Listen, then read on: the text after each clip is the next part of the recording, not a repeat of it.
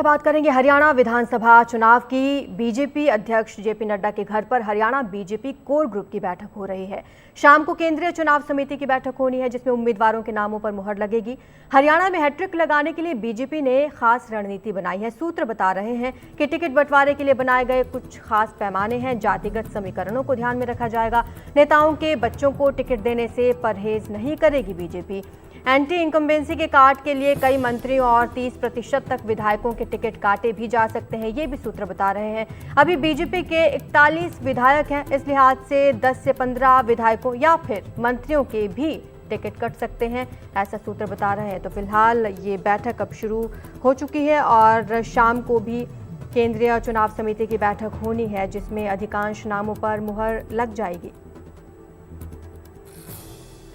ज्यादा जानकारी हमारे सहयोगी अखिलेश शर्मा हमें देंगे। अखिलेश, किसी भी राजनीतिक दल की बात हो, ये काफी चुनौतीपूर्ण रहता है कि किसका टिकट कटेगा, किसका टिकट बचेगा। ऐसा नहीं होता कि आप जब 10 साल सत्ता में रहें उसके बाद फिर से आप सत्ता में वापसी की कोशिश करें। हरियाणा में अगर बीजेपी फिर से जीतती है तो ये हैट्रिक लगाएगी, लेकिन बीजेपी पिछली बार विधानसभा चुनाव में बहुमत हासिल नहीं कर पाई थी, उसको जेजेपी के साथ तालमेल करना पड़ा था। इसलिए बीजेपी को अपनी चुनौतियों का एहसास है कि हरियाणा में उसको इस बार कड़ी टक्कर मिल रही है।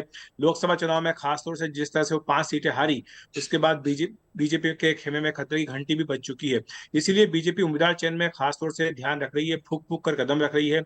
लगातार बैठकों का सिलसिला भी चल रहा है। इस समय भी बीजेपी अध्यक्ष जेपी नड्डा के घर हरियाणा कोर ग्रुप की बैठक हो रही है। आज शाम को केंद्रीय चुनाव समिति की बैठक होगी जिसमें माना जा रहा है कि 90 में से अधिकांश सीटों, 50 से 60 सीटों तक बीजेपी अपने उम्मीदवारों के नामों को अंतिम रूप दे सकती है।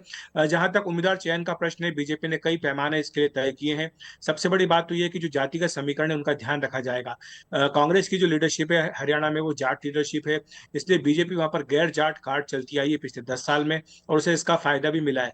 पार्टी एक बार फिर से कोशिश करेगी 36 बिरादरियों को अपने साथ लेने की।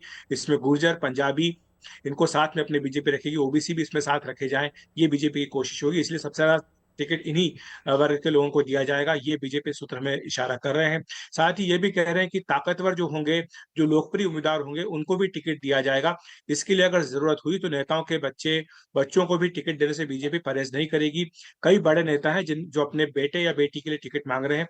किरण चौधरी जो कि हाल ही में कांग्रेस से आई हैं, जिनको बीजेपी ने अभी राज्यसभा में भेजा है, उनकी बेटी है श्रुति चौधरी, बीजेपी उन्हें टिकट दे सकती है। कुलदीप बिश्नोई के बेटे ऑलरेडी विधायक हैं, उनको दोबारा बीजेपी टिकट दे सकती है। राव इंद्रजीत सिंह जो कि केंद्रीय मंत्री हैं, उनकी बेटी को भी बीजेपी टिकट दे सकती है। तो ये ऐसे कुछ नाम है जिन पर चर्चा चल रही है।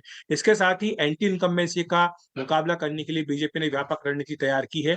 जैसा कि हमने अन्य राज्यों में देखा था, बीजेपी हरियाणा में भी बड़े पैमाने पर अपने मौजूदा विधायकों के टिकट काट सकती है। कुछ मंत्रियों के टिकट भी काटे जा सकते हैं। बताया गया कम से कम 30% विधायकों के टिकट कटने की बात है। अभी 41 विधायक है, तो इस लिहाज से 10 से 15 विधायकों को टिकट नहीं मिलेगा, ये सूत्र हमें इशारा कर रहे हैं। तो मोटे तौर पर बीजेपी ने अपनी यह रणनीति बनाई है। इसके साथ ही लोकसभा चुनाव में 5 सांसद हार गए थे बीजेपी के, उनमें से कुछ को बीजेपी विधानसभा चुनाव में टिकट दे सकती है, ये भी सूत्रों ने इशारा किया है। इसके साथ ही कई दूसरी पार्टियों से नेता आए, कुछ इंडिपेंडेंट थे जो बीजेपी में शामिल हुए हैं। जेजेपी के साथ भी कुछ लोग थे जो बीजेपी में आए हैं, तो उनको भी बीजेपी टिकट दे सकती है। तो ये आज शाम की जो केंद्रीय चुनाव समिति की बैठक है उसमें अंतिम रूप दिया जाएगा और शाम तक हो सकता है या कल तक सूची जारी कर दी जाए। अखिलेश, हमारे साथ रवीश रंजन शुक्ला भी जुड़ चुके हैं, उनसे भी एक सवाल लेते हैं। रवीश, रिपोर्ट कार्ड भी अक्सर देखती है बीजेपी, चाहे किसी भी राज्य की बात हो, तो इस बार भी बाकी पैमाने तो अखिलेश ने हमें बताए ही, रिपोर्ट कार्ड्स भी देखे जाएंगे विधायकों के? जी बिल्कुल, रिपोर्ट कार्ड देखे जाएंगे, क्योंकि आपको पता है कि जब आरएसएस की समन्वय बैठक हुई थी हरियाणा में, तो उस समय एक बहुत बड़ा तबका आरएसएस का, उसने ये कहा था कि पार्टी को राजस्थान और मध्य प्रदेश जैसा प्रयोग करना चाहिए हरियाणा में भी। और चूंकि लगातार जो है वो हरियाणा में बीजेपी सत्ता में है, तो सत्ता विरोधी जो लहर है उसको शांत करने के लिए ज्यादा से ज्यादा लोगों का टिकट काटा जाए, क्योंकि तमाम सारे विधायकों की जो शिकायत है वो सर्वे के तौर पर सामने आया है। तो अब देखना होगा कि ये चूंकि शाम को सीईसी की बैठक है बीजेपी की, और उसमें प्रधानमंत्री समेत सारे शीर्ष नेतृत्व रहेंगे और उसमें जो है वो टिकट पर अंतिम तौर पर मोहर लगेगी। लेकिन उससे पहले जेपी नड्डा के घर पर जो है एक बहुत महत्वपूर्ण बैठक हरियाणा कोर ग्रुप की चल रही है, और इसमें इन्हीं सारे मसलों पर विचार विमर्श हो रहा है कि आखिर कैसे सत्ता विरोधी जो लहर है उसका इस चुनाव में सामना किया जाए। कौन कौन से जातीय गठबंधन को लाया जाए।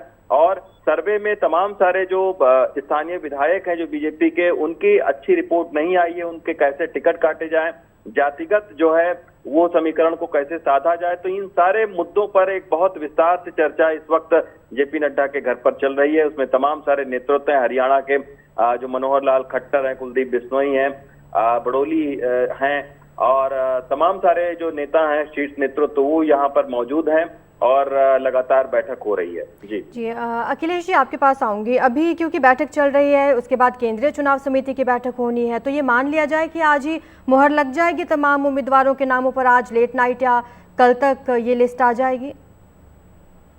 जी हाँ, निश्चित तौर पर। हालांकि हरियाणा बीजेपी ने अपनी ओर से चुनाव आयोग से दरख्वास्त की थी कि जो पोलिंग की तारीख है उसको बदला जाए, क्योंकि उन्हें ये लग रहा था कि लगातार छुट्टियां होंगी तो लोग छुट्टियों में घूमने बाहर चले जाते हैं, वोट देने नहीं आएंगे, इसलिए चुनाव की तारीख बदली जाए। लेकिन अभी तक चुनाव आयोग की ओर से उस पर कोई विचार नहीं किया गया। तो ऐसे में लग रहा है कि जो तय तारीख है उसी दिन चुनाव होंगे। तो इसलिए बीजेपी अपनी ओर से कमर कस रही है। साथ ही ये भी इंडिकेशन मिल रहे हैं कि आज अधिकांश जो नाम है उनको तय कर लिया जाएगा, कल तक हो सकता है कि नामों की घोषणा हो। इसके साथ ही कुछ और भी जानकारी हमें जो मिली है बीजेपी की रणनीति को लेकर, जैसा मैंने कहा था कि 10 साल सत्ता में रहने के बाद हैट्रिक लगाना मुश्किल होता है, खास तौर से तब जबकि आपके पास कोई बड़ा चेहरा उस तरह का राज्य में ना हो। क्योंकि आप जानते हैं कि मनोहर लाल वो बीजेपी के मुख्यमंत्री रहे, उनको हटा करके लोकसभा चुनाव से पहले नायब सिंह सैनी को वहां पर बीजेपी ने मुख्यमंत्री बनाया था। वो ओबीसी वर्ग से आते हैं और इसी वर्ग को बीजेपी खासतौर से लुभाने की कोशिश भी कर रही है। लेकिन पार्टी की रणनीति ये भी है कि जो स्थानीय मुद्दे हैं उनको हाईलाइट किया जाए।